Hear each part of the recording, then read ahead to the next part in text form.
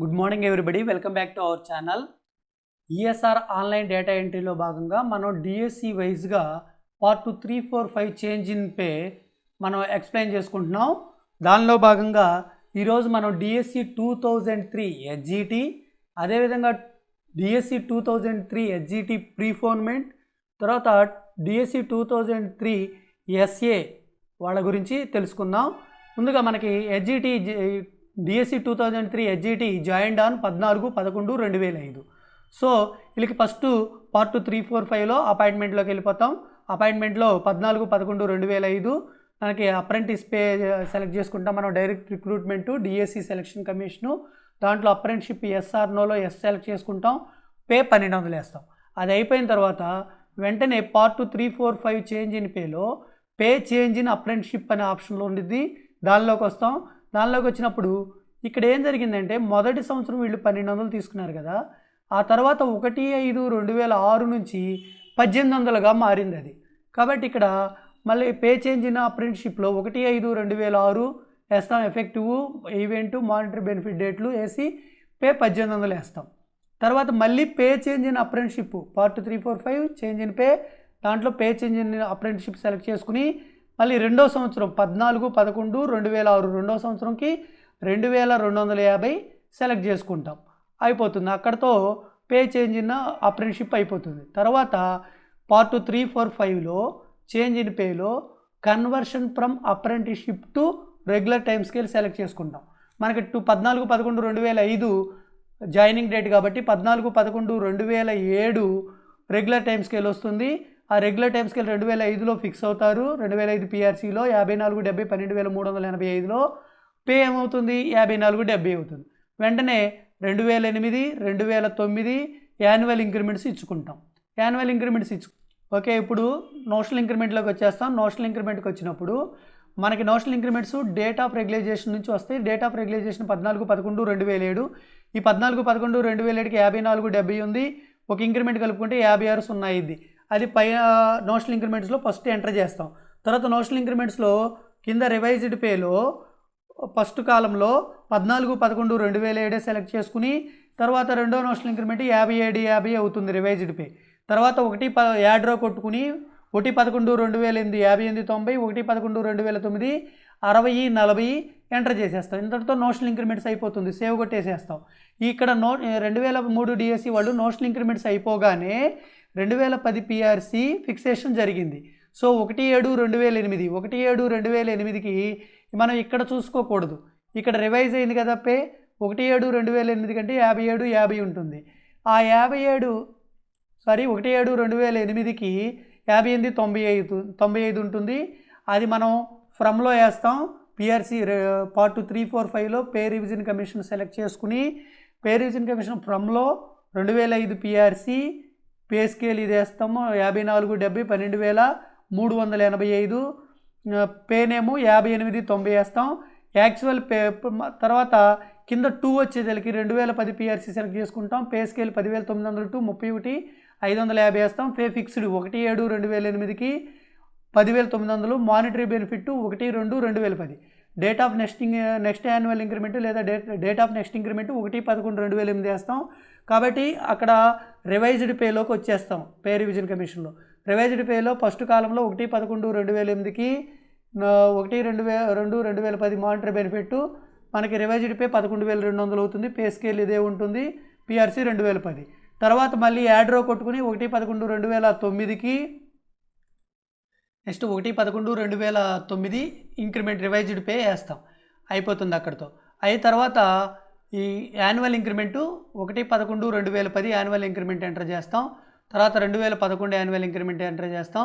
ఇక్కడ మీకు అన్ని వాల్యూస్ అన్నీ చూపిస్తున్నానండి. స్కేల్స్ కూడా చూపిస్తున్నాను.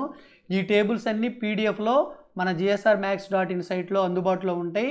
ఆ లింక్ మీకు డౌన్లోడ్ చేసుకునే లింక్ కింద డిస్క్రిప్షన్లో ఇస్తాను. వీడియో డిస్క్రిప్షన్లో కామెంట్లో కూడా వీలైతే పిన్ చేస్తాను. తర్వాత 2011 యాన్యువల్ ఇంక్రిమెంట్ అయిన తర్వాత వీళ్ళు 2005 కదండి జాయినింగ్ డేటు. ఇక్కడ 2011కి 6 ఇయర్స్ వచ్చేస్తుంది. ఈ డేట్ ఆఫ్ రెగ్యులర్ టైంకే 6 ఇయర్స్ 14/11/2011 6 ఇయర్స్ వేస్తాం. 6 ఇయర్స్ వేసినప్పుడు ఇక్కడ స్కేలు 11,530 టు 33,200కి ఎంటర్ చేస్తాం. తర్వాత 2012, 13, 14 యాన్యువల్ ఇంక్రిమెంట్స్ వేసుకుంటాం.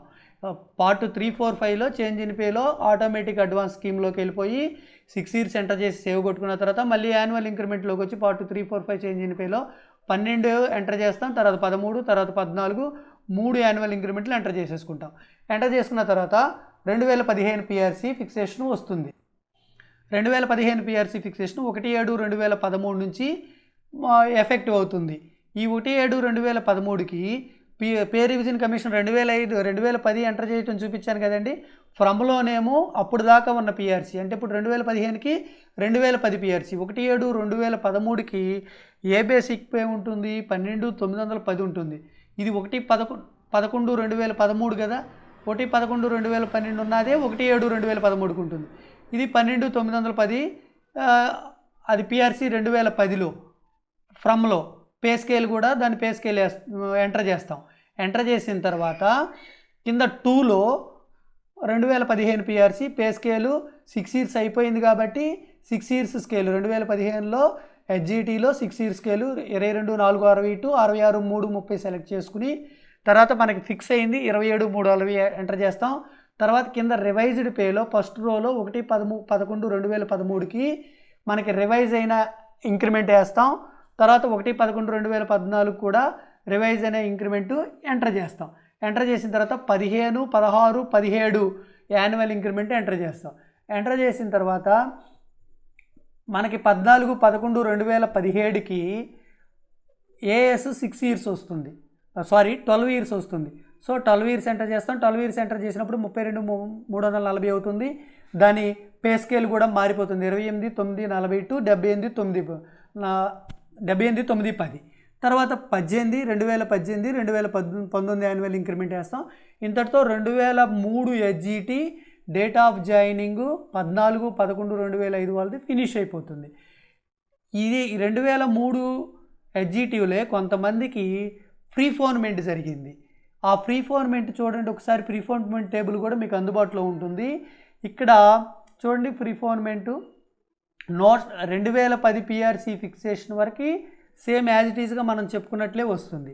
ఇక్కడ దాని తర్వాత 1/9/2009కి ప్రీఫోర్మెంట్ జరిగిపోయి 11,860లో ఫిక్స్ అవుతారు.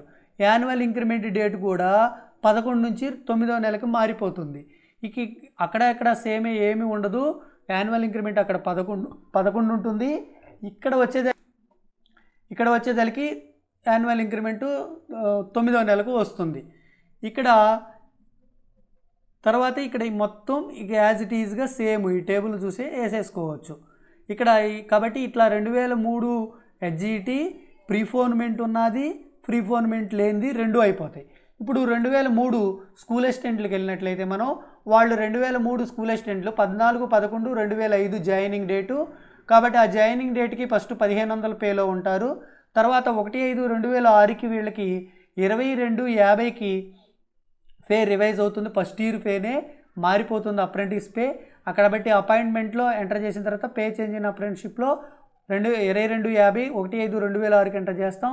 తర్వాత మళ్ళీ పే చేంజ్ ఇన్ అప్రెంటిస్షిప్లో 14/11/2006 అంటే రెండో సంవత్సరంలో 2,700కి పే రివైజ్ అవుతుంది, ఎన్హాన్స్ అవుతుంది.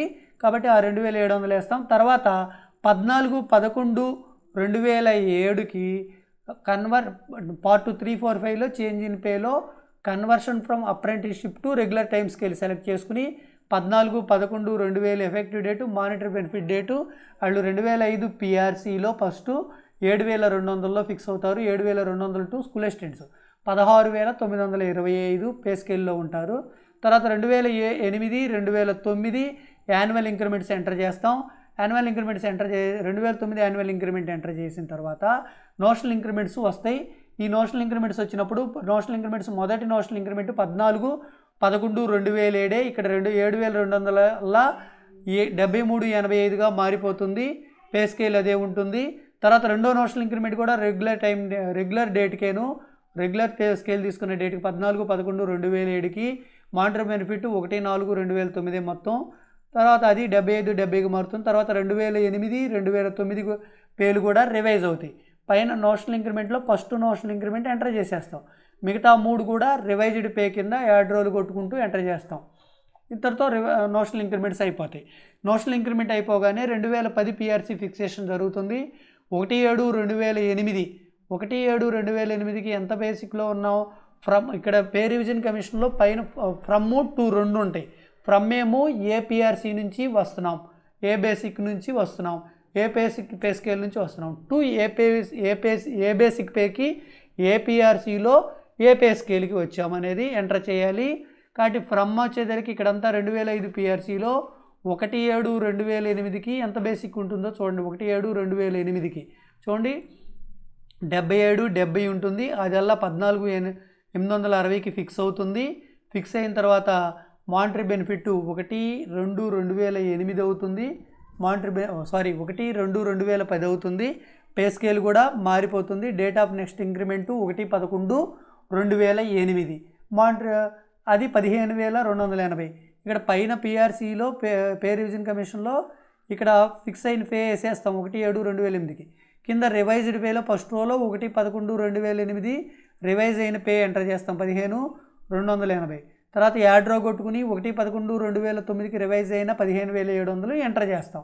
ఎంటర్ చేసిన తర్వాత 2010 annual increment, 2011 annual increment 16,150, 16,600 enter చేసేస్తాం. ఎంటర్ చేసిన తర్వాత 14/11/2011కి ఏఎస్ 6 ఇయర్స్ వస్తుంది.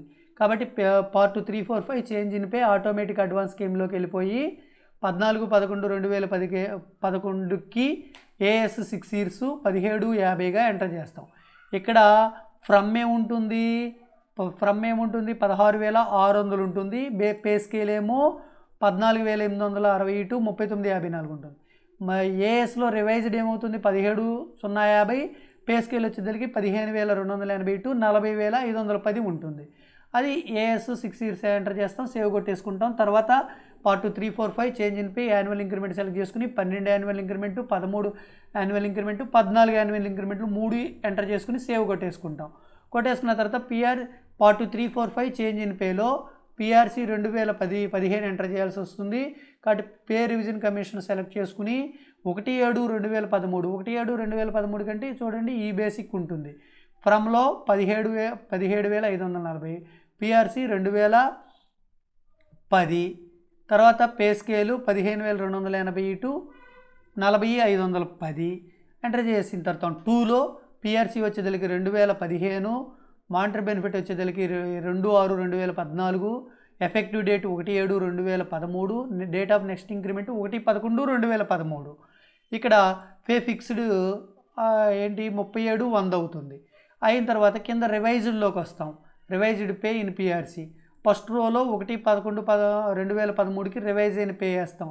తర్వాత యాడ్ రో కొట్టుకుని 1/11/2014కి రివైజ్డ్ అయిన పే వేస్తాం, ఎంటర్ చేస్తాం.